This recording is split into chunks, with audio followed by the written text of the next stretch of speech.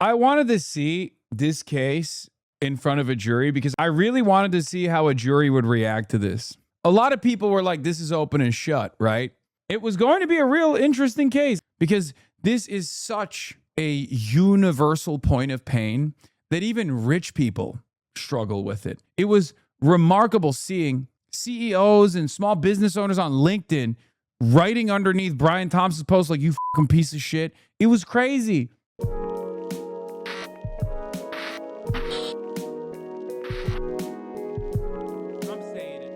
Now we are getting to Luigi Mangione, someone who we haven't talked about for a while. Luigi Mangione is confirmed to, and he's prepared to plead guilty. No deal with the government. We're going to talk about this case. It's been a while since we've talked about this case. For those of you who don't know, Luigi Mangione allegedly killed the United Healthcare CEO, Brian Thompson. He was caught. He got away. And then he was caught by a McDonald's employee in a nearby state in Pennsylvania. And the authorities pounced on him. You know, allegedly all of this happened, right? Now, he's not pleading guilty to the murder. He's pleading guilty to the stalking charges. We're going to be talking about the importance of that. But yeah, let's get started here. Right outside the courthouse in New York City, where Luigi Mangione confirms he is prepared to plead guilty. Tell us more, Shimon. Okay, so I'm going to just bring it to you right now from inside the courtroom. Mangione has begun speaking, and here we go. After years of enduring pain from a broken back and witnessing similar experiences of others, he said he learned United Healthcare would be holding its annual investor conference in December 2024. He said the public location wasn't posted, but he researched to learn the location and who would be there. This is him now in court speaking to the judge in this allocution. This is the part for the judge to decide whether or not she is going to accept this plea. And he's now describing in his own words how he was stalking United CEO Healthcare Brian Thompson, saying that he learned of where he was going to be and that after years of enduring pain from a broken back and witnessing similar experiences of others, he researched where Brian Thompson would be at an investor conference in Manhattan in 2024. Brian Thompson's family seated Pamela in the front row. They are crying, is what our reporter, Kara Scannell, is telling us. What a moment for that family to come face to face. It breaks my heart because they have been so silent and they have not said anything throughout this whole ordeal. And to see their loved one to be murdered in this way, and now the man responsible for it standing up in court for them will be excuses. And none of this is going to make sense. To hear him explain why he did what he did, and we have heard this from Luigi Mangione before during the investigation of this, where he was having issues with his back. But for this family to sit there and listen to this, and he's now, here we go, Pam, again, he says to the judge, I shot Mr. Thompson and he died. Wow. He concluded by saying, Wait, oh, he did? Luigi Mangione pleaded guilty today. One of the things he said, I emailed United Healthcare's leadership posing as an investor managing $58 billion. Unlike my other experiences with the company, I was contacted back within 1 hour. I knew what I was doing was illegal. Again, I shot Mr. Thompson and he died. I knew what I was doing was illegal. That family is... Shouldn't the media refrain from projecting guilt? Buddy, are you kidding me? Part of the reason why, here's the thing. Part of the reason why the media immediately took on this issue is because it's a high-profile assassination, right? It's a high-profile assassination of a CEO. And yes, corporate-backed media obviously lost their damn minds when they saw that the broader American public, who are normally very, very anti-crime, like most people are anti-crime, but like Americans are very aggressive about crimes, especially death, especially a murder, right? When they see a murder take place in broad daylight, Americans usually are like, oh yeah, kill the guy, right? Kill the guy back. That's the normal draconian attitude that most Americans have. This time it was different. Before they even knew who the victim was, Americans knew what that person's job was, right? And immediately took a very different stance than you would normally expect. And it wasn't just young people either. There were plenty of older people as well who had had experiences having their insurance claims denied in some of their weakest moments, in some of their worst moments in their lives. Okay? So they associated that. They associated the victim with the pain that they had felt. Okay? They associated the person who was killed in broad daylight with the social murder of the system. They associated that with their own pain of their loved ones in their last days, in their final moments, wasting away, calling up insurance companies to try to get them to pay for this medical process, right? They associated it with the medical bankruptcies that they've experienced. So from their perspective, this was a very different story. They normally, Americans, when they see a murder in broad daylight, they think of themselves as the victim. But this time, they thought of themselves as being victimized by the person who was the victim. Now, again, analysis is not endorsement. Before people freak out over this, I'm not endorsing what allegedly Luigi Mangione did. I'm simply telling you what the reaction was. Okay? You have to remember that. Brian Thompson was the CEO when the company boasted record profits the same year they abruptly canceled my gender-affirming surgery. So in this case, Brian Thompson personally wronged me. Yeah, everyone has a story like that. Everyone has a story like that, right?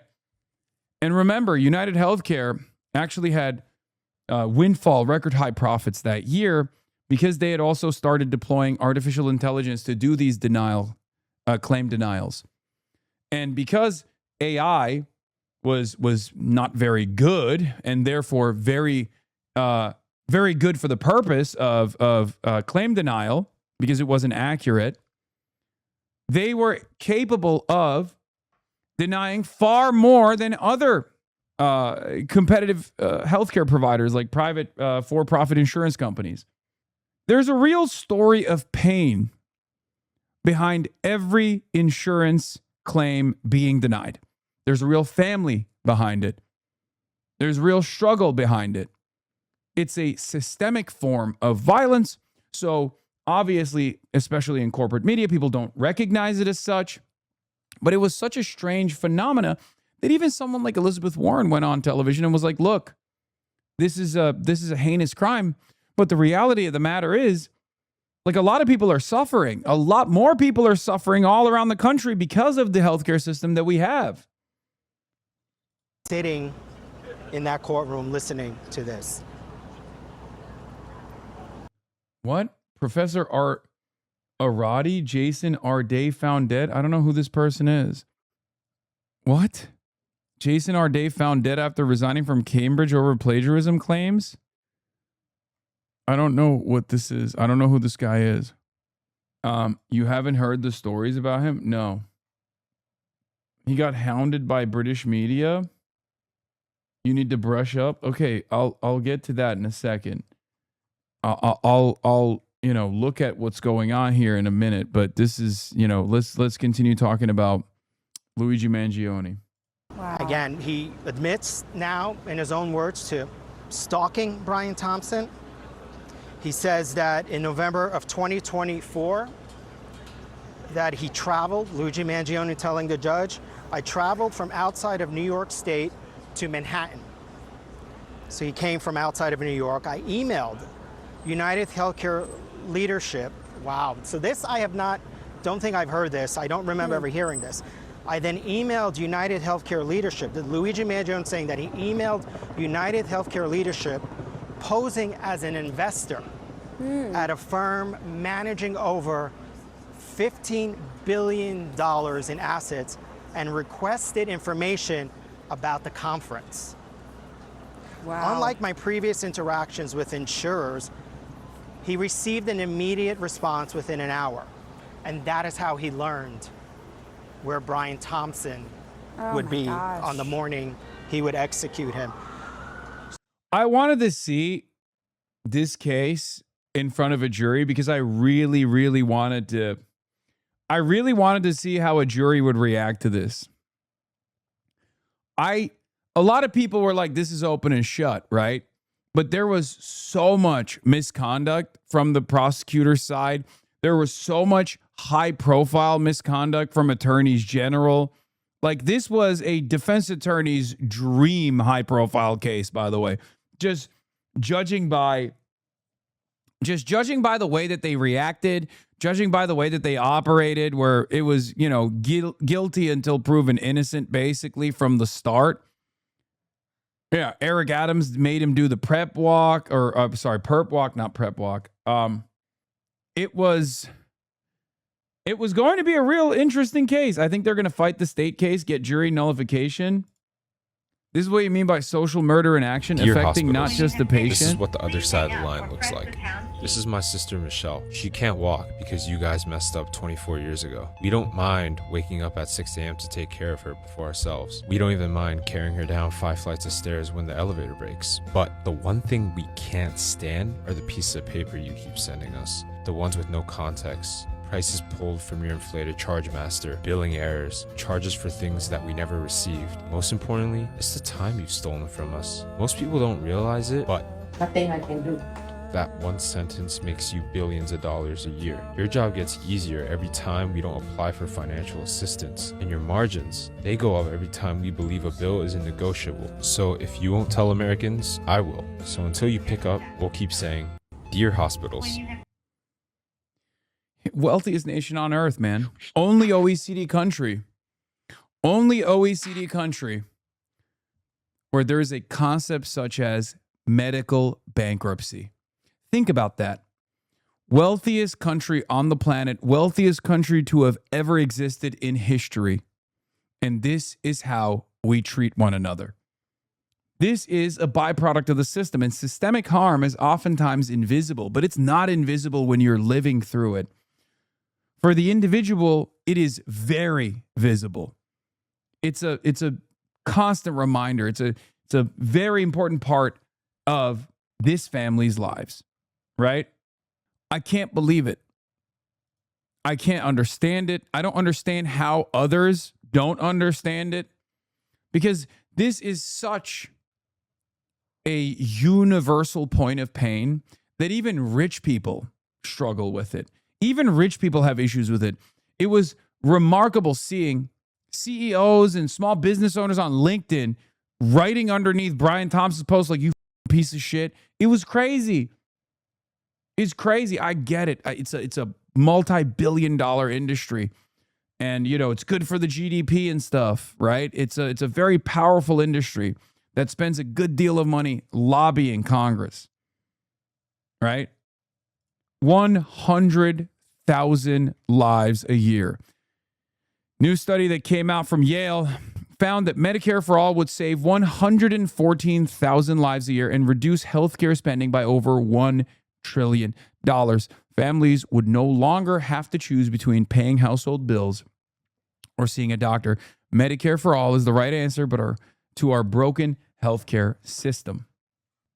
It's incredible. And so once again, corporate media that oftentimes is getting funds from Aetna, Blue Cross Blue Shield, and numerous other companies, right? Numerous other profiteers of our pain can turn around and focus on how people reacted to Luigi Mangione, how people reacted to this innocent man, Brian Thompson, getting slain. But the struggle continues. The pain continues. The pain is very real and it is very universal. Dude, yeah, this is a great point. Joe Biden. When Joe Biden's son, Hunter Biden, or not Hunter Biden, Beau Biden, I apologize, had cancer due to the burn pits when he was serving in Iraq, Afghanistan, okay? He had cancer. And Joe Biden couldn't pay the medical bills. So we had to take a loan from Barack Obama at the time. When Biden was vice president, Obama was the president. People talked about this like it was, a point of pride. Like, oh, look at how wonderful it is. Look how awesome it is that, the vice president is just like us. It's like, what are you talking about? This is insanity. This is utter madness. Joe Biden says Obama offered financial help during his son's illness. That's what I mean when I say this impacts everyone, even in the highest office.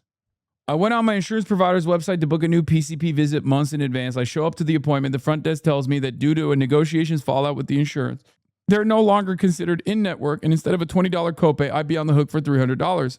I was already there. What was I going to do? Leave and wait months just for the same thing to maybe happen somewhere else? I ate it because I could.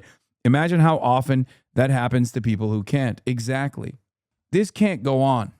This cannot continue. It is one of the most insane processes that we abide by. And of course, once again, as is the case, because they can't tackle the message, they'll shoot the messenger. If you say this is unacceptable, if you say something like the reason why people find Luigi Mangione to be an innocent person or whatever, it stems from the fact that they've actually seen. It stems from the fact that they've actually experienced the negative consequences that are deeply personal, the violence of this system of for-profit healthcare. They'll say, oh, you're in support of Luigi Mangione. You're in support of murder. You're in support of death and destruction. I am a socialist. I'm a Marxist. I am not an anarchist. I am not in favor of adventurism. Okay? Adventurism oftentimes has a very negative reaction. I'm not a believer in the propaganda of the deed. Okay? I oppose adventurism. I am in favor of diligent organizing, militant organizing, changing the structural forms of violence by consistently pushing against them. That's what I believe. That's my theory of change, right?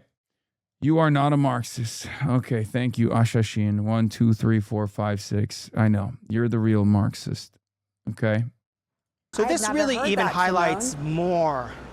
I have not heard that either, Pam. This is new information, and obviously this all came up during the NYPD and the FBI's investigation when they were probably going through his computer and his phone and his email. But this is just so striking that he emailed, this is how long he had been planning this. And this tells you his frame of mind, that he emailed United Healthcare leadership saying, posing as a $15 billion manager of an investment fund to learn where he was. I just want to go to Ariva on some of this information coming out of the courtroom today from Luigi Mangione. For the first time, I'm learning, and Shimon said he hadn't heard it as well, that Luigi Mangione posed as an investor with a firm and just reached out via email to the insurance company and then received a response within an hour. And that is what helped lead him to Brian Thompson, where he said, I shot him and he died. I knew what I did was illegal. Wow, Ariva.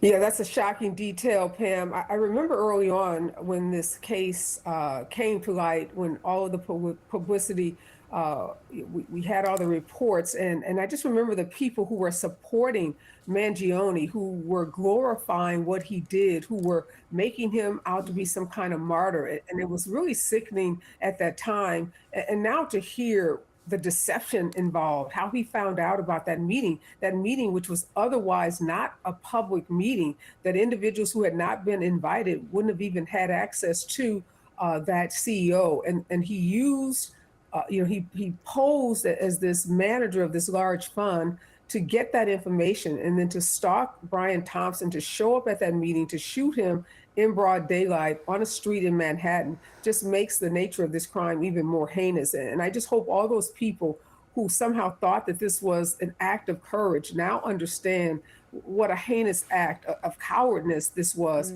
Again, my heart goes out to the family that had to hear this, but hopefully this begins some kind of. I feel like it's worth examination as to why there are definitely broad swaths of the public who aren't like bloodthirsty murderers or would never endorse murder, and why their attitude is very different than the way that we're hearing from corporate media. Like, is it not worth an examination at all?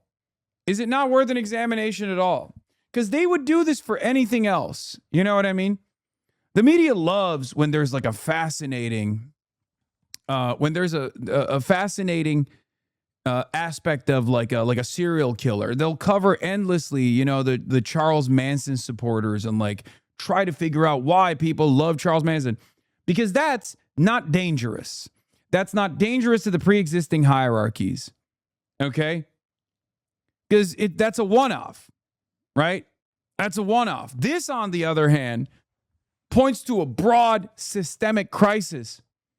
So, of course, there's no conversation about why so many people don't actually feel this way, right?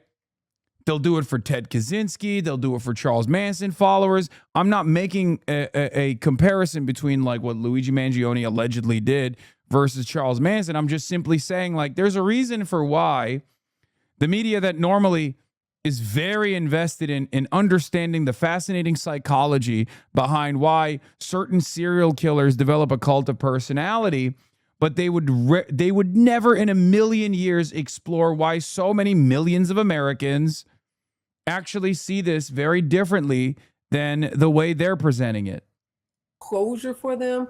That sentencing hearing that will take place in December will give them an opportunity to present impact statements and to talk about how horrific the loss of Mr. Thompson has been for this family. Again, we talk about the state court. At this point, Pamela, you can only imagine that this is about where he's going to serve time, because it is clear that he is going to get a life sentence, whether it's from this federal court or if he is convicted in state court. And the lawyers are jockeying now to determine, does that life sentence happen in a federal prison or in a state prison? But certain that he is going to spend the rest of his life in prison, as he should, for the admission that he just made in that courtroom today. All right, Michael Smerconish is actually standing by and wants to get in this conversation. Michael, what are your thoughts? I want to follow up something Ariva said about the perverse nature, the way in which some have received this horrific murder. On 54th Street, where this transpired, the hotel where Brian Thompson spent his last night is a hotel where I would often stay when working for SiriusXM and CNN. And I remember being on that block in the immediate aftermath, 2 or 3 days later.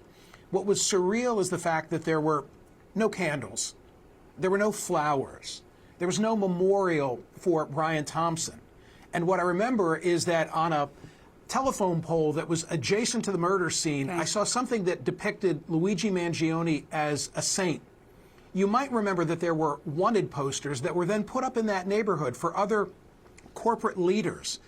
And all of the glamour and panache that has surrounded this man, I just find twisted and tragic. And I can only hope that the way in which now he has just articulated exactly what he did is going to change minds, maybe not, but of those people that have glamorized this killer. I can say killer now without any fear of. So here's the other side of the story. It's like, you can keep slamming murder is bad over and over again, but you're not making a broader point that people disagree with. Like, of course, wow, a brave take. You know what I mean? Brave take, guys. Murder is bad. I had no idea. Like, yeah, no shit. No shit. I don't know. I just don't understand why no one, and I mean no one, wants to explore something beyond simply saying over and over again that murder is bad, immoral, evil, wrong. Everybody understands that, dude. That's kind of the point. of contradiction because of what he has said. And one other observation I'd make is what a sin that we all couldn't watch. Here, I'll give you one other comparison here, okay? Every single time, if it's systemic violence or if it's state violence, the media takes a very different tone, a very different attitude, right? ICE murders Renee Good. ICE murders Alex Peretti. And all of a sudden, it's, well, you know, the government called them terrorists. That's wrong probably, but, you know, maybe they had a good reason for it. Okay? This is not a justification of Luigi Mangione's actions. I want to repeat that one more time. But from the perspective of the average American that has had to deal with this shit, okay, they see it as murder as well. When someone cannot pay for their health care, when someone cannot pay for their health care and they watch their loved ones die as a consequence, they don't look at that and go, oh, well, sucks to suck. That's just a byproduct of the capitalist system. Sucks to suck. That's totally valid. Sorry, my grandmother should have grinded harder. They don't think like that. Okay? They think that's a death that did not have to happen. That's murder. And because this has happened so many times, according to the new Yale study, 114,000 times a year, that's 114,000 families that have suffered from murder. They don't analyze it as well, this is a byproduct of the system. I should have worked harder. My grandparents should have worked harder. They should have just not gotten cancer. You know what I mean? They see it as these people should not have died. My loved ones in their final moments should have had peace. And instead, all they knew was even more pain. There ought to be cameras in courtrooms all across the United States, including federal courtrooms and including the Supreme Court of the United States. Yeah, I am with you on that, Michael Smerconish. Our Kara Scannell just came outside of that courtroom. Kara, you were there for every second of what went down. Tell us about it. Well, Pamela, Luigi Mangione was led into the courtroom. He was wearing a beige prison outfit, escorted by 2 U.S. Marshals, where he sat down between his attorneys.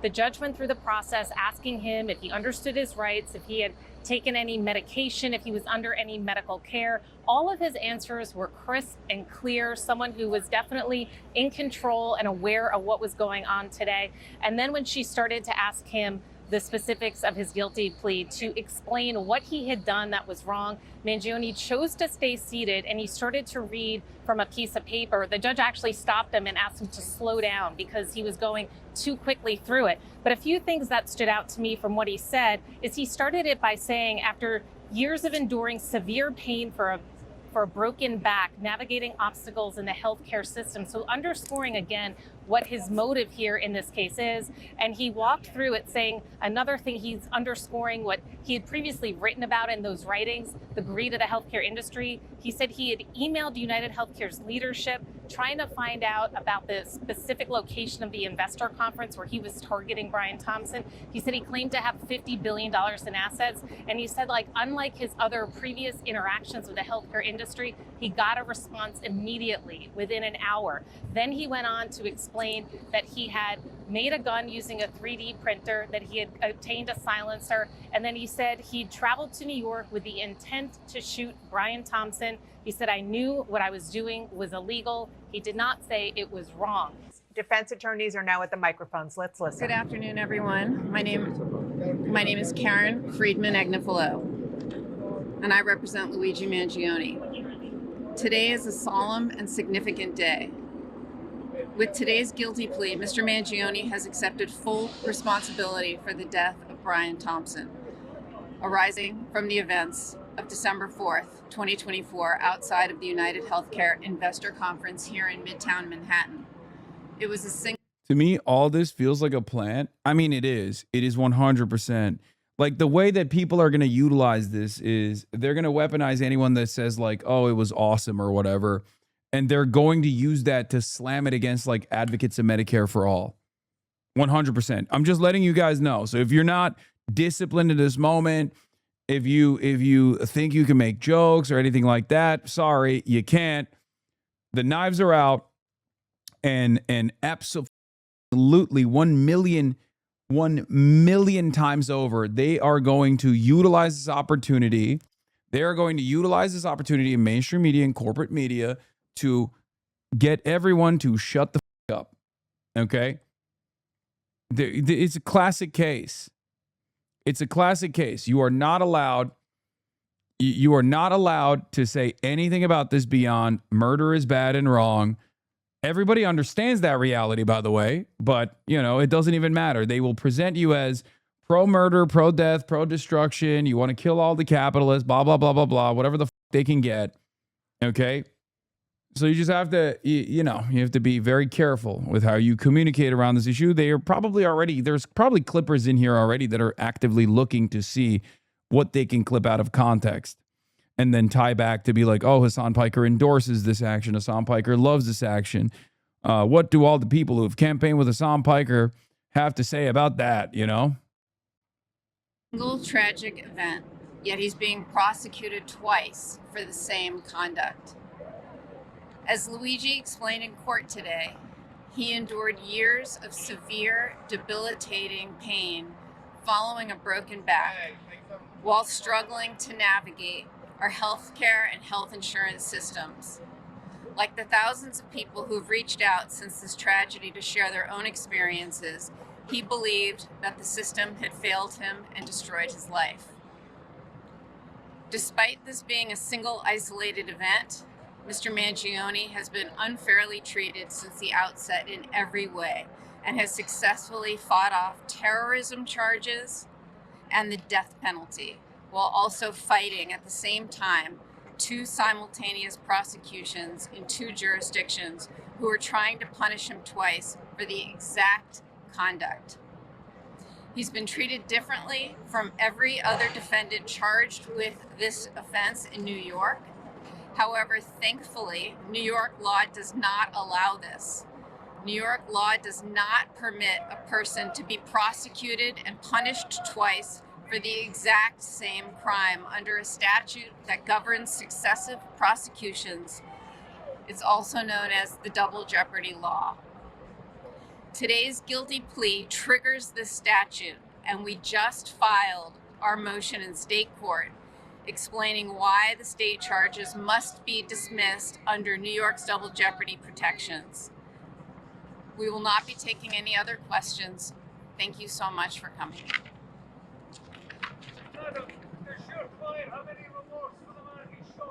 Okay, let me go back to Kara and Shimon. I do want to talk about some of the details of what Luigi Mangione admitted in court, but just to explain what we just heard from his attorneys, Kara, and you have been talking about this. One of the reasons why they decided to go ahead and have this plea deal is so that the charges in New York State could be dropped because of what's known as the double jeopardy law in New York State. That's right, Dana. That was one of the objectives today by Luigi Mangione's team. He was being charged both federally and in state court, and the state trial was set to begin on September 8th. But under New York's double jeopardy law, someone can't be prosecuted for the same crime twice. So that is why we saw this quick, fast-moving plea deal being reached just a few days after the final pretrial conference earlier this week, leading to Mangione pleading guilty. Now, as you heard his lawyers say, they filed a motion to get the state charges dismissed. The state prosecution has not responded to that yet, although throughout this entire case, they have been saying that they think they did the legwork on this, they did the investigation, they caught Mangione, and they wanted to bring this case to justice. So we will wait and see what their reaction is going to be in court. We can expect them to probably try to fight this. It will be up to the judge overseeing the state case to make that decision, and then sides could appeal. But it does look like the state trial set for September 8th will likely be delayed as this is all figured out. But these are still a lot of moving targets, Dana. Okay, so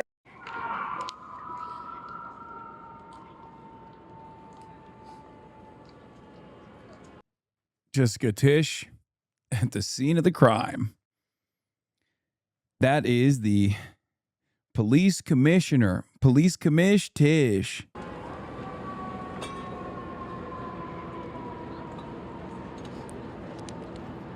Jay Mershon says the strategy here from Luigi's team is to get the state case thrown out because New York State has very strong protections against the dual sovereign double jeopardy doctrine. They even filed a motion to dismiss in the state court today. You can read that here. Zoran's fave? Yeah.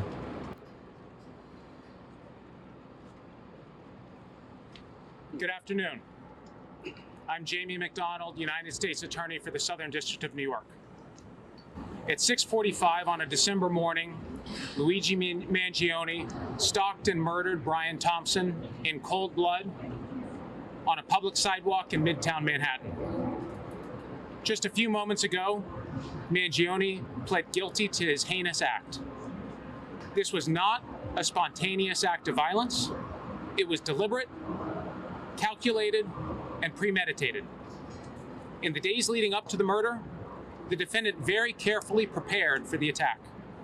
He tracked Mr. Thompson's whereabouts, conducted surveillance along the route he knew Mr. Thompson would take, and positioned himself to carry out the plan.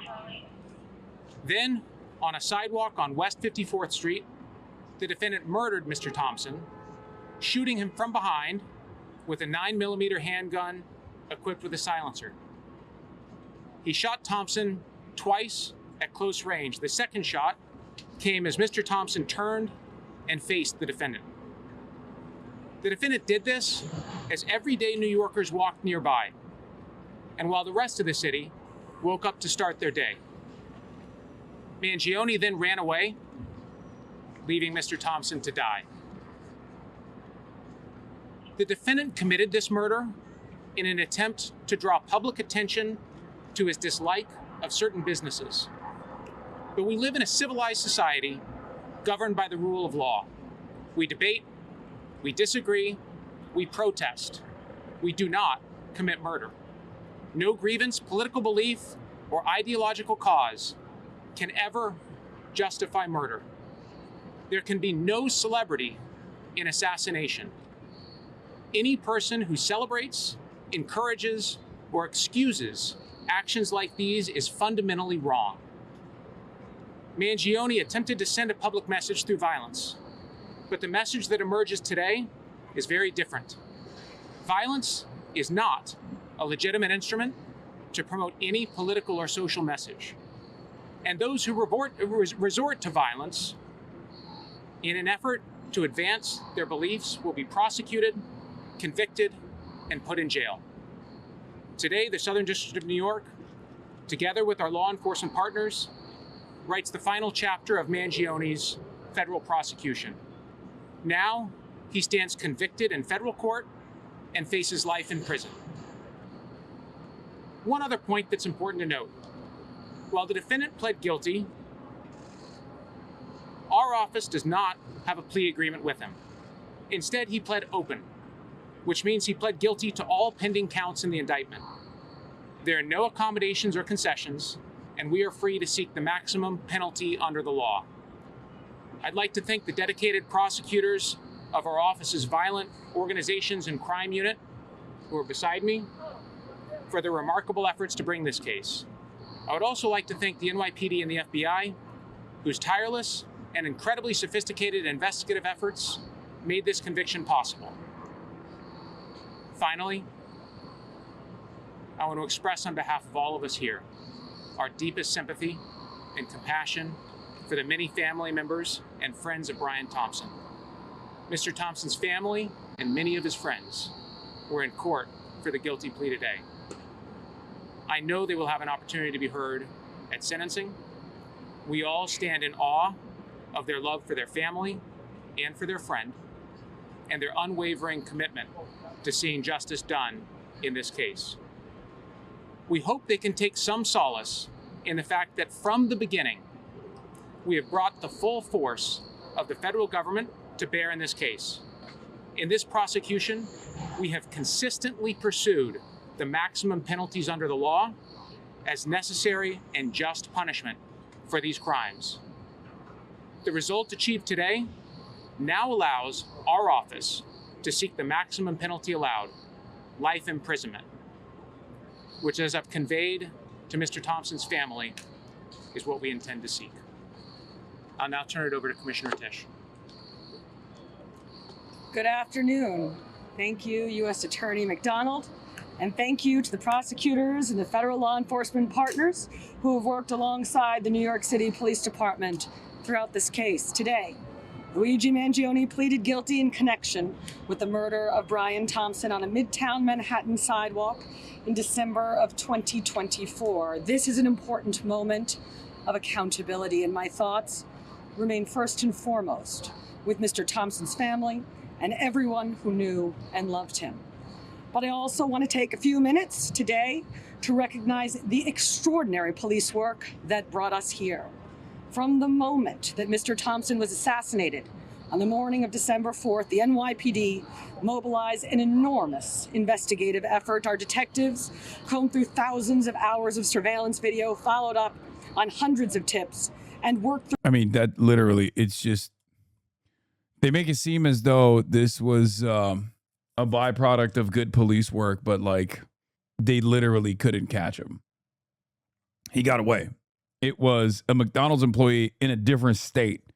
A McDonald's employee in a different state that was like, wait, isn't that the guy, Luigi Mangione? That's it. That's literally it. So the idea that they and their diligent police work is what was responsible for capturing Luigi Mangione, I'm sorry. That's a little bit crazy.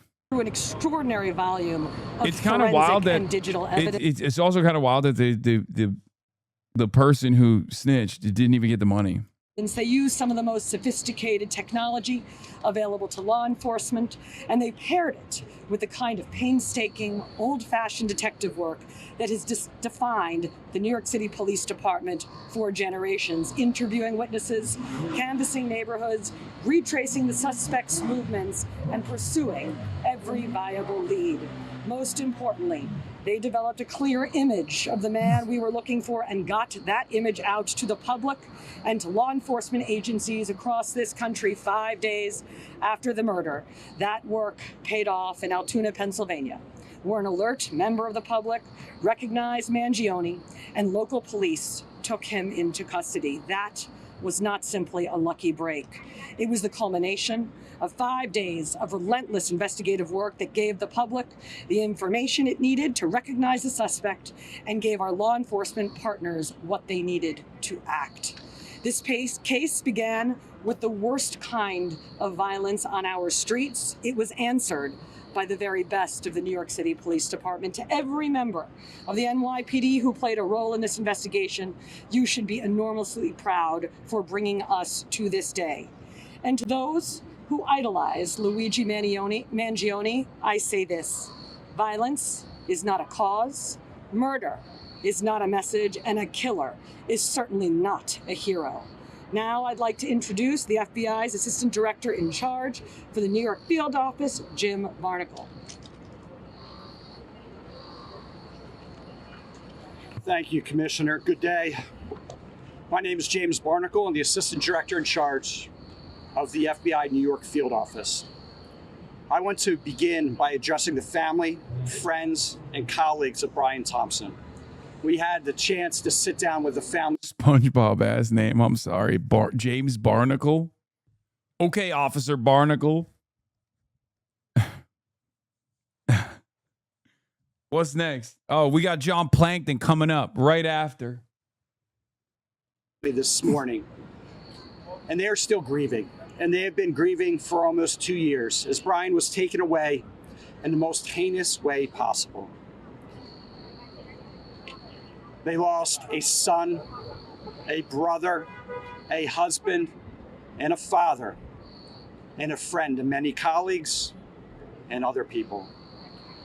The family deserves closure, the clarity, and the assurance that every step taken throughout our investigation, the New York City Police Department's investigation, the Altoona Police Department's investigation, and the U.S. Attorney's Office prosecution reflected the gravity of the situation and the importance of Brian's life. While today's plea doesn't replace the void he left behind, I hope it offers a glimmer of the closure that the Thompson family and friends deserve. This tragedy shocked the nation and left a deep impact on everyone it touched. Violence driven by hostility toward opportunity and success stands in sharp contrast to the values true Americans hold dear. But rest assured, this FBI and our partners never stopped working to bring this killer to justice. While a plea was entered today, we know the crime has not been erased. Thank you to the FBI's Violent Crime Task Force, our largest partner on that task force, the New York City Police Department, the New York State Police Department.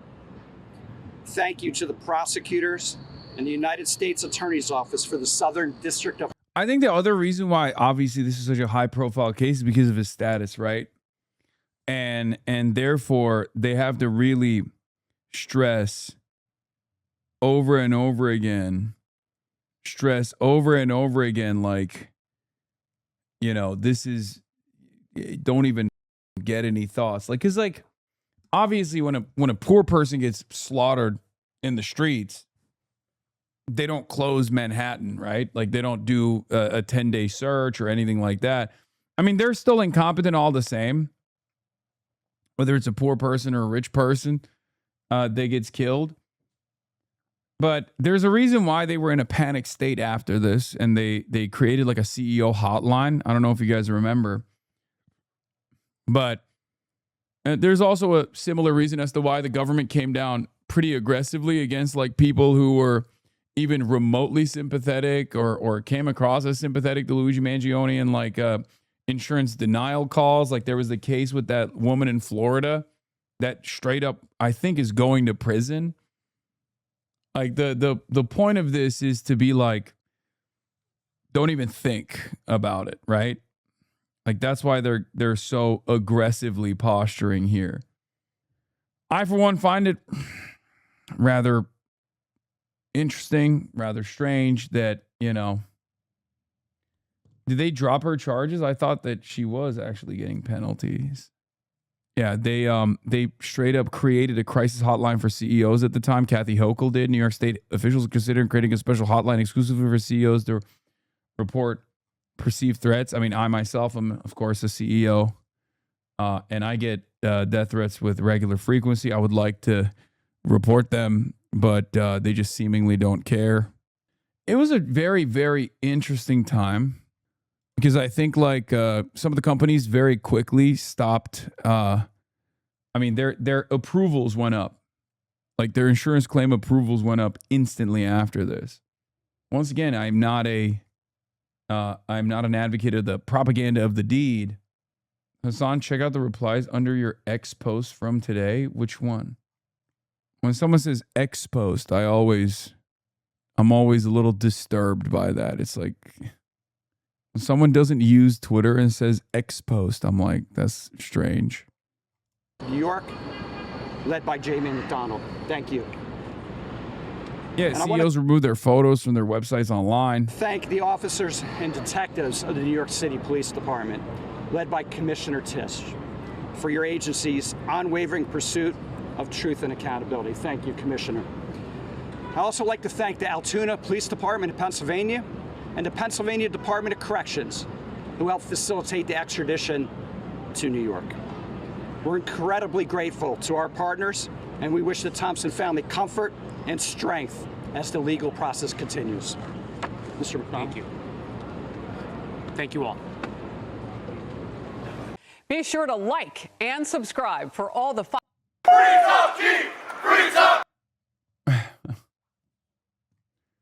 That is insane. Oh my God, dude. I don't know how to deal with the concept of Florida. It got me healthcare back. Healthcare randomly decided I wasn't disabled anymore. Went in person. Security told us to leave. Called from the parking lot and gave them every paper we were missing. Got it back after 8 months without. Hasan Reactions, one of the best ones in the React channel.